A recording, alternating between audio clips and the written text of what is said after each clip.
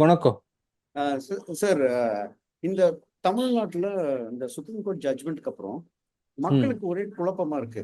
இந்த ஆந்திர பிரதேஷ்ல இருக்கிற மாடல், ஒரு ம் பஞ்சாப் மாடல், நம்ம ஆந்திர பிரதேஷ் எடுத்துக்கலாம்.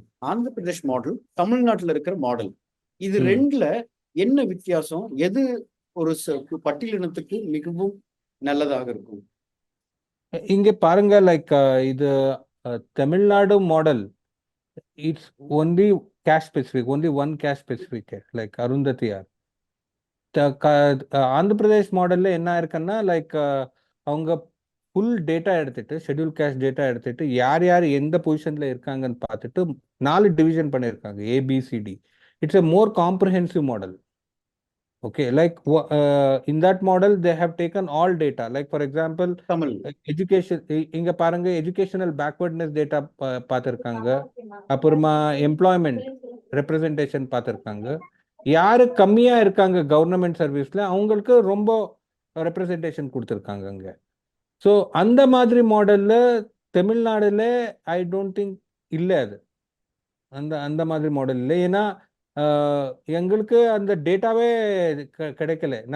நானும் பார்த்துருக்கேன், நானும் ட்ரை பண்ணியிருக்கேன். ஷெட்யூல் கேஷ் பேக்வர்ட்னஸ் டேட்டா இருக்கா இல்லைன்னு தமிழ்நாட்டில் அது இல்லை. அது லைக் ஃபார் எக்ஸாம்பிள் பாருங்க, தமிழ்நாட்டில் செக்லியான், அருந்ததியார், மாதரி, பரியன், ஆதி திராவிடா, பல்லன், இதெல்லாம் கேஷ் இருக்குது.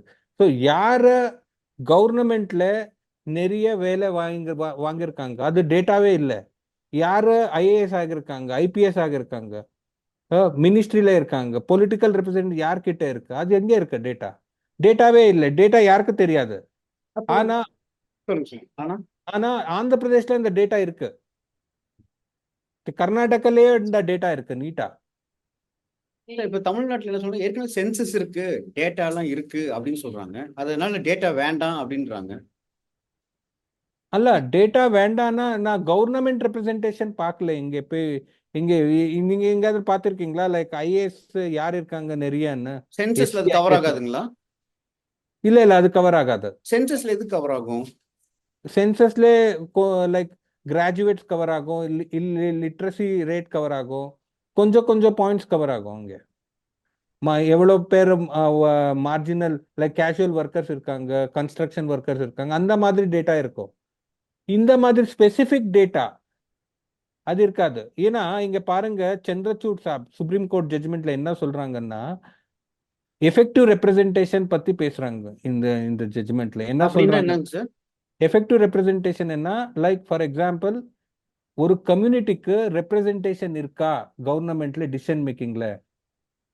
லைக் அவங்க அவங்க கம்யூனிட்டியில இருந்து ஐஏஎஸ் இருக்காங்களா, மினிஸ்டர்ஸ் இருக்காங்களா, ரொம்ப குட் கேபினெட் மினிஸ்டர் பொசிஷன்ஸ் இருக்குதா, அதெல்லாம் பார்த்துட்டு எஃபெக்டிவ் ரெப்ரசன்டேஷன் குவாலிட்டேட்டிவ்லி குவான்டிஃபை பண்ணோம் நாங்க. அந்த டேட்டா இல்லை, நான் எங்கேயோ பார்த்துருக்கல. லைக் ஃபார் எக்ஸாம்பிள், வெதர் செக்லியான் ஐஏஎஸ் ஆஃபீஸர்ஸ் இருக்காங்களா, எவ்வளோ பேர் இருக்காங்க? பரியன் ஐஏஎஸ் ஐபிஎஸ் எவ்வளோ பேர் இருக்காங்க? செக்லியான் மினிஸ்டர்ஸ் எவ்வளோ பேர் இருக்காங்க? எம்எல்ஏஸ் எம்பிஸ் எவ்வளோ பேர் இருக்காங்க? அவங்க எந்த பொசிஷன்ஸ்ல இருக்காங்க, எந்த கேபினெட் பொசிஷன்ஸ் எடுத்திருக்காங்க, எவ்வளோ சீஃப் மினிஸ்டர் ஆயிருக்காங்க இந்த சப் கேஷ்ல இந்த லாஸ்ட் 25 இயர்ஸ். ஸோ அப்புறமா கவர்மெண்ட் ஜாப்ஸ்ல குரூப் ஏ ஜாப்ஸ்ல எவ்வளோ பேர் இருக்காங்க? குரூப் ஏல பெரிய பெரிய போஸ்ட் இருக்கு, செக்ரட்டரி போஸ்ட் இருக்கு, அப்புறமா அபெக்ஸ் லெவல் பொசிஷன்ஸ் இருக்கு. அந்த பொசிஷன்ஸ்ல எவ்வளோ பேர் யார் ரீச் ஆயிருக்காங்க? ஸோ அதெல்லாம் எஃபெக்டிவ் ரெப்ரசன்டேஷன்ல வரும். அதெல்லாம் டேட்டாவே இல்லை இங்க. ஸோ எங்களுக்கு தெரியாது யாருக்கு எஃபெக்டிவ் ரெப்ரசன்டேஷன்ஸ் இருக்கு எஸ்சில தமிழ்நாடுல. So that is the entire problem in Tamil Nadu. Andhra பிரதேஷ்ல அந்த ப்ராப்ளம் இல்லை. ஆந்திர பிரதேஷ்ல எல்லா டேட்டா இருக்கு. கர்நாடகா? கர்நாடகாலும் இருக்கு. சதாசிவ் ஆயோக் கமிட்டி அங்க நிறைய டேட்டா இருக்கு. சரி, அப்ப உங்களுடைய அப்புறமா கர்நாடகால என்ன இருக்குன்னா, அவங்க கேஷ் சென்சஸ் பண்ணிருக்காங்க 2018ல. ரீசெண்டா 2018ல கேஷ் சென்சஸ் பண்ணிட்டு அதுல நிறைய டேட்டா இருக்கு இது இது பத்தி எல்லாம். ஐஏஎஸ் கலெக்ட் பண்ணிருக்காங்க. அதெல்லாம் இருக்கு. எல்லாத்தையும் இன்க்ளூட் பண்ணிருக்காங்க. ஸோ ஆனா இந்த மாதிரி டேட்டா தமிழ்நாடுல சப்காஸ்ட் லெவல் பேசிஸ்ல இல்லை அது. ஸோ அது என்ன ஆகும்னா, like we cannot compare. Comparison பண்ண முடியாது. இப்போ கம்பேரிசன் பண்ண முடியாதுன்னா சப் கேட்டகரைஸ் பண்ண முடியாது.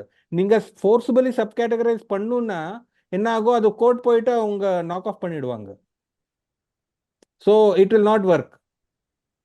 சரிங்க சார், உங்களுடைய வே ஃபார்வர்ட், ஆ. ஒரு உங்களுடைய வே ஃபார்வர்ட் என்ன இங்க சொல்ல பாரு, வருது? இங்க பாருங்க, what I feel is that if the data is available, Tamil. இங்க பாருங்க, டேட்டா அவைலபிள் இருந்தா உங்ககிட்ட, government should take the data and then check intersay backwardness check பண்ணிட்டு அவங்க வேரியஸ் சப் கேட்டகரிஸ் போட்டுட்டு அவங்களுக்கு இன்டர்னல் ரிசர்வேஷன் கொடுக்கணும் ஷெட்யூல் கேஸ்ட்ல. அவங்க கொடுக்கலன்னா இந்த other caste will go on writ petition to the high court, they will get order. So they have to do this.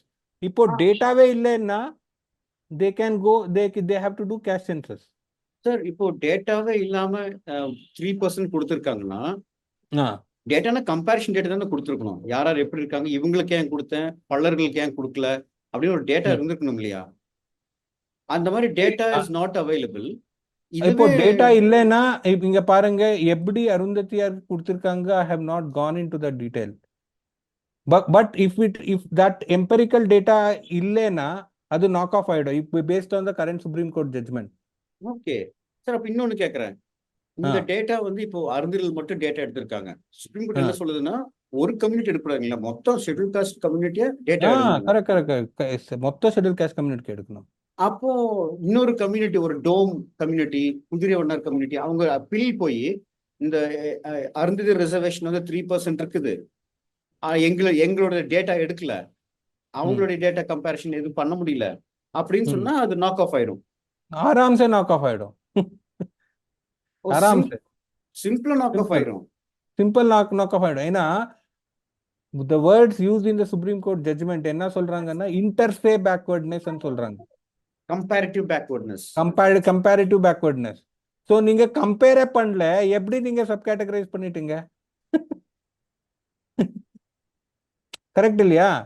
So see, Arunthathiyar now can be challenged on empirical data.